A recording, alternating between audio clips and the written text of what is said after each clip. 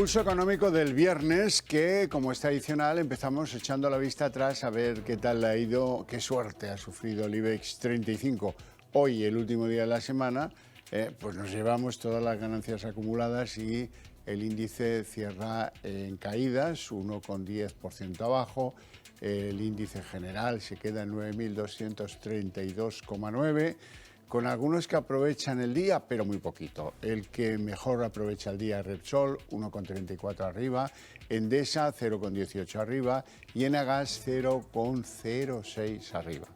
En el lado de los que hoy cierran peor, Unicaja, la que peor, 3,17 de caídas, Fluidra 3,11 de caídas y la holding de Iberia y de Vueling, IAG, que se dejan la sesión 2,42. Y a continuación vamos a adelantar algunos de los argumentos que supongo que más interés van a suscitar entre ustedes. Son las opiniones las que hacen que los temas valgan la pena, las de los mejores expertos aquí, expresadas aquí, para que ustedes no se pierdan detalle de todo lo que rodea la economía española. Bueno, pues en nuestras tribulaciones hoy tenemos que empezar hablando de la inflación, porque se eleva al 3,5 en septiembre, nada nuevo, son las confirmaciones de lo que nos adelantaron.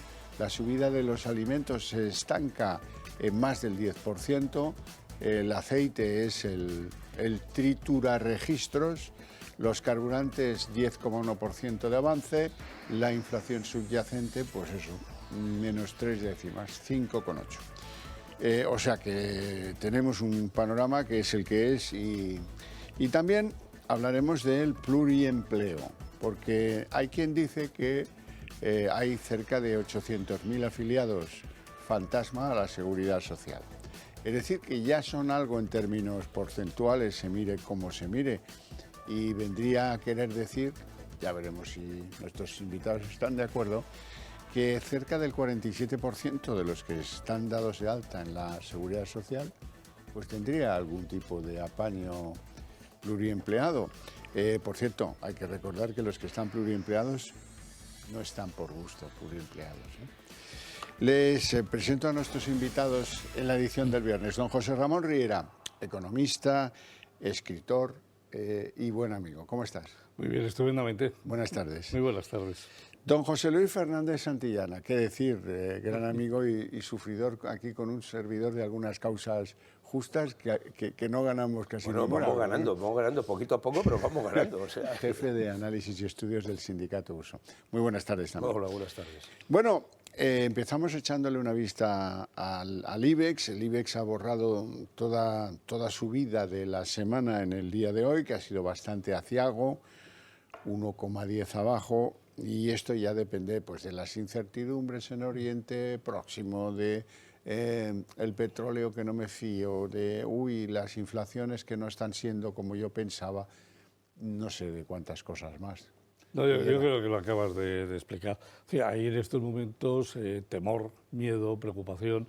O sea, lo que está pasando en Israel no es precisamente un plato agradable y evidentemente va a tener repercusiones económicas. No, si seguimos con la guerra de Ucrania, que ahora se va a dejar de hablar durante una temporadita para dolor de Zelensky, pero tenemos el nuevo tema y es un tema muy preocupante porque dependiendo de qué posición tome Irán frente a estos temas, la cosa no va a ser... No es nada tranquilizante. Entonces, claro, las bolsas, es lógico, son temerosas y recogen. Hoy se ha extendido la causa yihadista a Europa con el asesinato de un maestro en Arras, en Francia, y 2 personas heridas a golpe de machete. En fin, don José Luis, el IBEX. No, el IBEX, yo creo que en cuanto ha visto también la situación del IPC, de la inflación en Estados Unidos, que no ha cumplido las expectativas, sino que se ha mantenido en el 3,7 y no ha bajado esa décima que esperaban, bueno, pues más el anuncio de que los tipos de interés se van a mantener, bueno, pues la situación es que las bolsas europeas han salido corriendo, ¿no? De alguna manera, es decir, han pegado marcha atrás y a eso le unimos la situación del petróleo, del crudo, encarecimiento de materias primas, lo que puede dar, que todavía es un pequeño esbozo, lo que está pasando en la guerra Bueno, la guerra no, yo diría la barbarie de Hamas y la respuesta contra Hamas de Israel. Y yo, por tanto, me parece que lo que hay que dejar claro es que uno puede defender al pueblo palestino y uno puede defender esa situación, y otra cuestión distinta es estar en contra de cualquier salvajada y del terrorismo de Hamas. A mí me parece que es un error aquellos que confunden Hamas con el pueblo palestino o intentan decir que todo el pueblo palestino es Hamas, ¿no? Es decir, me parece que eso es una salvajada. Ahora bien, dicho esto, esto afecta directamente a las economías, es decir, el papel de Irán. Irán vende fundamentalmente su crudo a China, es decir, ahora mismo Europa tiene un déficit comercial con China brutal, es decir, la situación es, bueno, no es para tirar cohetes, y yo creo que estamos en la punta del iceberg. Bueno, pues vamos a nuestra economía con datos macro, datos de inflación. Al final se ratifican en el 3,5% para el mes de septiembre, la subyacente 5,8, 3 décimas menos. No es favorable porque los alimentos siguen en bucle, con productos completamente descontrolados como el aceite, y los carburantes pues 10,1% de aumento. Sí, pero a mí me gustaría puntualizar unas cuantas cosas con respecto a este IPC. Es decir, estamos comparando peras con manzanas. ¿Por qué estamos comparando peras con manzanas? Porque peras era el año pasado y ahora estamos calculando manzanas. Hemos cambiado, es decir, el porcentaje, el peso de los alimentos de un 22 a un 19. Es decir, si le aplicásemos el mismo 22, tendríamos simplemente con el 10% 0,3 décimas más. 2. Hemos cambiado completamente el cálculo del subíndice 0,4, que es el de la energía completa. Tenemos en estos momentos, oficialmente, INE, menos 13%. O sea, si hay una caída del índice del 0,4 de 13%. Es decir, si fuese cero, aplicándole el 12%, habría que subirle, de peso del 12%, habría que subirle en 1,5. Entonces, no estamos comparando lo mismo. Es decir que estamos creciendo un 3,5 es una auténtica barrabasada, porque necesitaríamos una serie paralela que nos dijese qué es lo que había pasado. Una reestimación así, sobria, si hubiésemos estado al 0% en el subíndice 0,4, tendríamos un 1,5 más de inflación. 1,5 más 0,3, 1,8, estaríamos en el 5,3, muy cerquita, eso sí, de la subyacente, estar muy cerquita del IPC real. Y esto, vamos, el gran problema es que nunca sabremos la verdad porque al INE no le ha dado la gana, a pesar de que se lo hemos pedido. Muchísima gente, oiga, mantenga usted dos índices, es decir, que no pasa absolutamente nada. Vemos el antiguo, vemos el nuevo, ustedes apliquen el que quieran, pero déjenos saber la realidad, porque es que si no, tenemos todo durante un año todo absolutamente distorsionado. Pero ya sabe usted que cuando se comete un crimen, el asesino siempre borra las huellas. Efectivamente. Toda la literatura negra. Pero esto es lo de siempre, ¿no? No diga usted... El que avisa no es traidor, no es avisador. Pues esto es lo mismo, el INE avisó que iba a modificar el criterio, ¿no? Y que en enero empezaba con una nueva ponderación de distintos productos, entre ellos el tema energético, que tiene que ver con meter el mercado regulado y el mercado no regulado, es decir, fundamentalmente, que antes solamente cogía uno, y a partir de ahí eso, en cuanto ha medido el mercado, digamos el mercado libre, automáticamente los precios han bajado y ya está, y eso afecta directamente al componente de la energía, por ejemplo, que todo el mundo entenderá. Bueno, pasa exactamente igual con la ponderación de los alimentos, que bajas, al final cuando está el IPC es una media, y sin esa media los distintos pesos que tú vas teniendo, hace que el índice al final tú lo aminores un poquito. Vale. En cualquier caso, lo que no se nos puede olvidar es que la inflación es algo que se acumula. Y que por tanto cuando le están diciendo es que ha bajado la inflación, no, perdona, ha subido menos, pero ha subido. Es decir, ese 3,5 es de subida. Y si yo le sumo lo que subió el año pasado, que estaba en torno en el mismo mes, por encima del 8 y pico, estamos hablando del 12,4 exactamente lo que han subido los precios en 2 años. Oiga, los salarios no han subido un 12,4 en 2 años. Por tanto, el poder de compra, la capacidad adquisitiva de los hogares se está viendo disminuida. Y en ese sentido me parece que este es el auténtico drama. Pasa exactamente igual con la subyacente. Siempre sacan pecho ahora de que la inflación, el índice general, estamos mejor que el conjunto de los países europeos. Pero vaya usted a la subyacente, que es la que no tiene en cuenta el tema energético, y a partir de ahí el leñazo que te pegas es considerable, porque estamos arriba. Y recuerden ustedes que este gobierno ha sacado mucho pecho diciendo que a nosotros el tema energético nos afectaba muy poquito porque no dependíamos del petróleo y del gas ruso. Venga, va. Sí, pero además, sí, como magníficamente explicado. Pero ahora añádele una cosa, cuando el año que viene empecemos a calcular el del año que viene, las sorpresas van a ser tremendas, porque al quitar un índice que restaba durante todo el año y meterlo ya en el nuevo cálculo, que pues ya no restará, sino que sumará, es decir, el efecto va a ser doble y pernicioso. Con lo cual, el año que viene la inflación española va a ser superior a la media europea y si no al tiempo, porque lo vamos a ver. Estaremos por encima del 4,5. Totalmente de acuerdo. Ahí quería yo llegar, porque ya que no podemos comparar con nuestras propias cifras, vamos a ver cómo va un país cercano, Francia.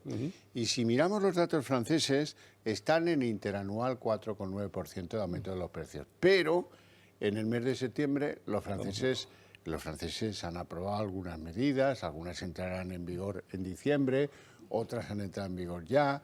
En fin, hay un gobierno que va tomando decisiones. Y ahí han conseguido en el mes de septiembre una mejora de medio punto. Sí. No, han conseguido una mejora de medio punto y si te vas a ver Alemania, ha pasado de un 6,1 a un 4,3%. ¿Por qué? Bueno, pues porque todos están haciendo cosas, absolutamente todos los países están intentando tomar medidas del tipo que sea para frenar esto, además de las medidas propias del Banco Central Europeo, que es su subidita de los tipos de intereses. Bueno, pues los que toman medidas poco a poco van viendo cómo, quieras que no, van bajando, excepto en Estados Unidos, que me imagino que luego entraremos a ese tema, sí, en donde no ha bajado por un motivo, por el dinero que está entrando del gobierno federal estadounidense. Pero bueno, ya llegaremos a ello. El hecho es que aquí nosotros hemos dejado de tomar cualquier tipo de medida. No les ha dado la gana, bajo ningún concepto, bajar el IVA de las carnes y de los pescados, que hubiese ayudado a contener una parte del precio de los alimentos. Y además estamos en la incógnita de qué va a pasar si a finales de año van a seguir aplicando las medidas que tienen o se las van a quitar de encima, con lo cual veremos a ver lo que pasa. Además, porque los 4,5 yo estoy totalmente de acuerdo contigo. Yo creo que este es el gran drama, es decir, que este gobierno, así como hay varios países de la Unión Europea, Alemania, Francia, Italia, Portugal, sin ir más lejos, algunas medidas más, que han tomado medidas para corregir ese incremento de los precios, en España estamos diciendo que ya se tomaron y que ahora lo que se está planteando es cuándo las quitamos. Es decir, ahora mismo el precio del combustible, es decir, de cuando uno va a repostar, la gasolina o el diésel está por encima de cuando teníamos el descuento de los 2 céntimos. Bueno, los transportistas están que fuman en pipa, por no decir que fumamos en pipa el usuario normal, al precio que están estas cosas. Pero bueno, claro, es que los alimentos, oiga, es que lo de la dieta mediterránea, el aceite tiene que ver con la dieta mediterránea, yo creo, ¿no? Las carnes, un pescadito al año no hace daño, ¿no? Si una vez a la semana es una cosa más sana. Oiga, el problema es que muchos usuarios no pueden hacerlo. Entonces, esto, miren ustedes el tema, yo no quiero hablar de controlar precios, ni siquiera los márgenes empresariales de los beneficios, pero oiga, usted puede poner medidas que ayuden y a lo mejor una de las grandes reformas fiscales es definir de una vez qué productos son necesarios y por tanto ir a IVA cero, que son menos necesarios, ir al reducido y a partir de ahí vamos a funcionar, ¿no? Es decir, pero de esto no se habla. Y en enero seguramente no tengamos buena parte de estas medidas porque en Europa nos están diciendo que en 2024 hay que empezar otra vez con los ajustes, que la barra libre se ha acabado. Entonces, esto supone 9.000, 10.000 millones de euros que hay que recortar en el presupuesto, si es que lo hay, del ejercicio siguiente. Entonces, este es el panorama, por tanto, que no nos cuentan películas. Vamos con la inflación en Estados Unidos, tema que sé que están deseando tratar. Bueno, ha sido una décima por encima de lo previsto, pero en realidad ha supuesto empatar con lo del mes anterior, 3,7% interanual.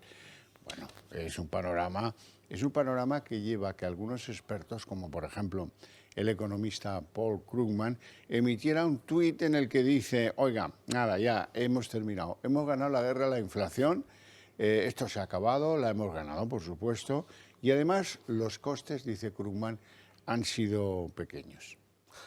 Vamos a ver, meterse con Paul Krugman hay que valer, ¿vale?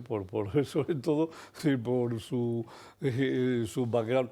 yo creo que en este momento se ha equivocado completamente. Es decir, Estados Unidos todavía no ha parado la inflación y además lo tiene complicado porque es decir, todo el gasto público que se está metiendo en estos momentos en desarrollo de infraestructuras, aeropuertos, puertos, autopistas, toda esa inversión pública que está sosteniendo el empleo, es decir, que tiene la otra contrapartida de que el empleo sigue en el 3,8%, hace difícil que la inflación pare. ¿Por qué? Porque no hay paro. Un 3,8, por mucho que queramos, no es paro, ni siquiera en Estados Unidos, es decir, que el pleno empleo es un 3,5, con lo cual está muy cerquita del pleno empleo. Dinero público a expuertas para hacer obra pública, modelo keynesiano, dale que te pego a la obra pública, entra dinero en los salarios de los trabajadores, entra liquidez, se gasta. Difícil de parar a pesar de los tipos de interés del 5,5. Que no haya bajado una décima, bueno, pues malo. Muy malo. ¿Por qué? Porque eso da poder a pensar, al señor Powell a que en algún momento quiera volver a tocar los tipos de interés al alza. Y sabemos lo que esto produce porque detrás tiene unas implicaciones mundiales.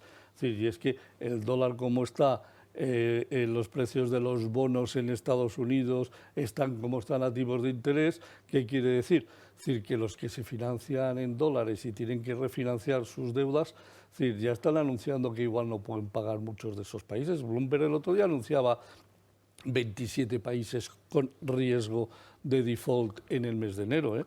Y no estamos hablando de cualquier europeo, estamos hablando de México, estamos hablando de Colombia, por supuesto de Argentina, estamos hablando de Egipto, estamos hablando de Pakistán. Es decir, ojo que vienen, o sea, es decir, que con el dólar a ese nivel y los tipos de interés a esos niveles, ojito, ojito. Bueno, pero es que con los tipos de interés, ojito mucha gente, ¿eh? Es decir, quiero decir que el bono, vamos, el americano está ya por encima del 3,5, 3,8, me parece que estaba en esa situación, con lo cual es un auténtico palo, pero oiga, vamos a ver a cómo se nos pone el bono español, ¿no? Y vamos a ver los intereses de la deuda que tenemos que pagar y los compromisos, ¿no? Es decir, oiga, que es que la tercera partida que había en los presupuestos de 2023, algo más de 33.000 millones, números redondos, era intereses de la deuda. Vamos a ver, a esto se nos va 45.000 o 45.000 se nos va con facilidad, con lo cual no es ninguna broma, ¿no? Y si encima nos dicen que hagamos un ajuste, pues vamos a ver cómo cuadramos las cuentas. Pero dicho esto, me parece que lo de los americanos es muy peculiar, quiere decir que es que no es comparable, digo, primero por cultura. Es decir, en Estados Unidos el pleno empleo se consigue porque la gente busca trabajo. Digo, busca, es decir, un chaval, una chavala con 16, 17 años se va de su casa a buscarse la vida, a la universidad, a un trabajo, es decir, no tiene nada que ver con la situación nuestra que vivimos aquí, no tiene absolutamente nada que ver. El pleno empleo es una realidad y luego vamos a ver, de todas maneras, a mí lo que me acaba de preocupar o no es el bollo, digamos, político en Estados Unidos, es decir, con la parálisis o no de la administración. Es decir, ahora mismo se han cargado los republicanos al presidente de la Cámara, van por llegar a un acuerdo para desbloquear, vamos a ver si se vuelve a bloquear la acción de gobierno y, por tanto, buena parte de esa liquidez y de esa inyección presupuestaria se queda en el cajón, ¿eh? Y eso afecta también a lo que hablábamos al principio, la guerra, ¿eh? Es decir, dinero que estaba previsto llegar a Ucrania se puede paralizar en esta situación de impasse que se vive en Estados Unidos. Es decir, que ojo con estas cosas domésticas que al final, esto es lo de... El efecto mariposa, ¿eh? Bueno, por terminar de dar una idea global de cómo va la inflación, les tenemos que hablar de China. En China hay dos datos. Uno, que el comercio exterior se les ha caído y no lo levantan. Y dos, los datos de inflación de septiembre, que son del 0%. Sí, vamos a ver. Es decir, lo del 0% de inflación de China, yo creo que estaba muy, muy cercano a estar descontado.